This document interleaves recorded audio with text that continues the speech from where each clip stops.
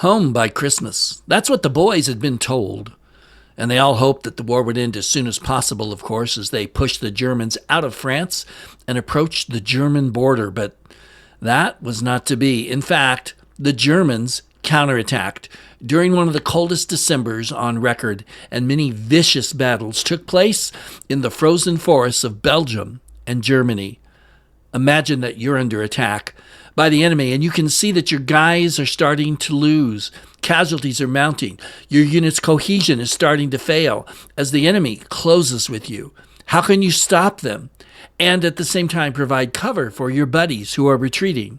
Well, if you are Technical Sergeant Peter Joseph Delessandro, you'd do the only thing you could think of, and that's call in mortar and artillery fire right on your own position. His story is next on The Ultimate Sacrifice. Hi, my name's Louis Marsh. I'm senior pastor of River Church in Parker, Arizona, and your host for this podcast where we talk about real American heroism, this month focusing on events that took place in and around Christmas time. I hope that you'll stay tuned and enjoy this, and would encourage you to please like and subscribe this video and leave a comment. That would do so much to help us as we're just getting started here with this podcast. And with that, let's jump back into our story. Peter Joseph Delessandro was born on May 18th, 1918, a few months before the end of the First World War, in Waterville, New York. He also entered the U.S. Army at Waterville. On December 22nd, 1944, he was a technical sergeant, serving with Company E, 39th Infantry Regiment, 9th Infantry Division, near Kothlerberg, Germany. In an all-out attack by German soldiers that occurred that day, Delessandro's heroism saved his company from a complete rout by the enemy, and for this, he was awarded the Medal of Honor. Germans and Americans were at that time facing off in the Battle of the Bulge, and Delessandro was helping to hold a key road juncture near Kothlerberg, Germany. Early on the morning of December 22nd, the Germans attacked the American position, and it was an intense attack as it threatened to disorganize his company. Delessandro, however, actively moved among his men, encouraging them and organizing them, even though it meant braving intense enemy fire. The attack was repulsed, at least for a little bit, but then a second attack began, and that's when things really got ugly.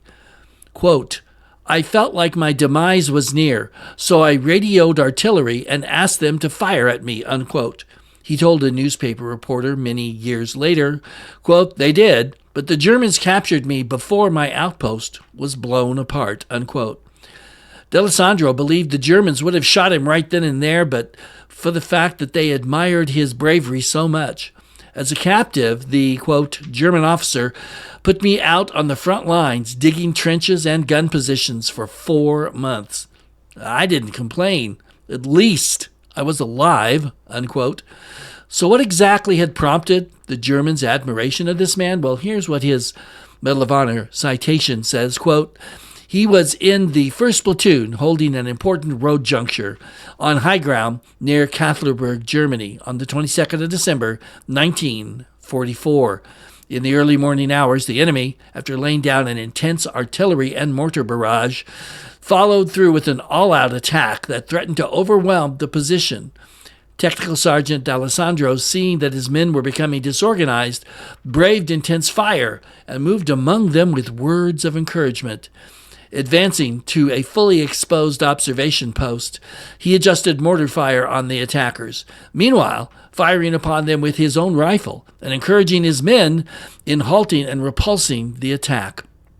Later in the day, the enemy launched a second determined assault, and once again, Technical Sergeant Delessandro, in the face of imminent death, rushed to his forward position and immediately called for mortar fire. After exhausting his rifle ammunition, he crawled 30 yards over exposed ground to secure a light machine gun and then returned to his position and fired upon the enemy at almost point-blank range until the gun jammed. He managed to get the gun to fire one more burst, which used up his last round, but with these bullets, he managed to kill 4 German soldiers who were on the verge of murdering a medic and 2 wounded soldiers in a nearby foxhole. When the enemy had almost surrounded him, he remained alone, steadfastly facing almost certain death or capture, hurling grenades, calling for mortar fire closer and closer to his position as he covered the withdrawal of his platoon to a second line of defense. As the German horde swarmed about him, he was last heard crying for a barrage, saying, "Okay, mortars, let me have it, right in this position." The gallantry and intrepidity of Technical Sergeant Delessandro against an overwhelming enemy attack saved his company from a complete rout, unquote. Later, he was awarded the Medal of Honor by Harry S. Truman, President of these United States, at the White House on August 23rd, 1945. After returning home, a war hero, Delessandro was elected as a Democrat to the New York State Senate in 1947, representing the 35th District from 1947 to 1954, and then the 36th District from 1955 until his retirement in 1957. He was a member of the American Legion, Catholic War Veterans, Veterans of Foreign Wars, and the Elks. He died in 1997 and was buried in the Gerald B. H. Solomon Saratoga National Cemetery in Saratoga County, New York.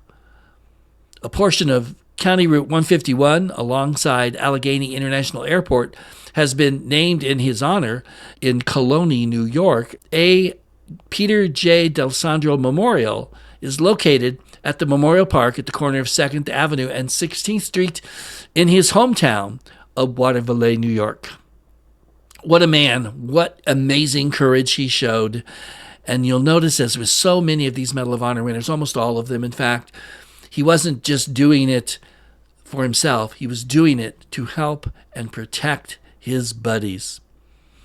My name's Louis Marsh. I'm senior pastor of River Church here in Parker, Arizona. Thank you so much for watching, taking part in this. If you would, please be sure and leave a like, leave a comment, subscribe if you haven't. And don't forget about our other video podcast here on YouTube. It's called Tales from the Scrypt. It's Bible stories for adults, for grown-ups, not the kiddie version, the real version with lots of history and archaeological data and all kinds of fun stuff. And you can check that out if you would at the link below. Till next time, God bless you. Merry Christmas. And I'll see you later.